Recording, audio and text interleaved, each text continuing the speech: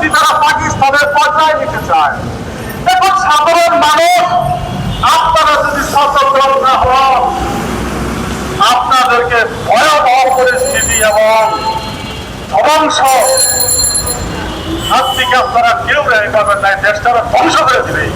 তাই আমি সাধারণ জনগণকে আমি রাস্তায় নামতে বলবো, কারণ তা না হলে দেশ রক্ষা করতে পারবেন না।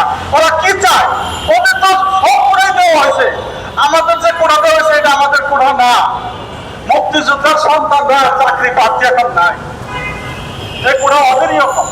কারণ এখানে বলা আছে 5% দিয়া যে কাউকে না পাওয়া গেলে সাধারণত তার মানে কি 100% দেওয়া হয়েছে তাদের।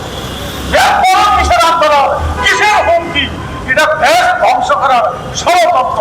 সে ৭১ সালের স্বাধীনতা বিরোধীদের একটা চাপ, তারা কোটি কোটি টাকা খরচ করতেছে দেশ ধ্বংস করার জন্য। তাদের কথা হচ্ছে এই দেশের ক্ষমতায় আমরা থাকতে পেতে পারি না, আমরা কাউকে থাকতে দিব না। এই দল ধ্বংস হয়ে যাক, তাতে তাদের কিছু যায় আসে না। তাই আমি আর বক্তব্য বাড়াবো না। সবাইকে সচেতন হওয়ার জন্য, এই দেশ রক্ষার জন্য সবাই সচেতন হন।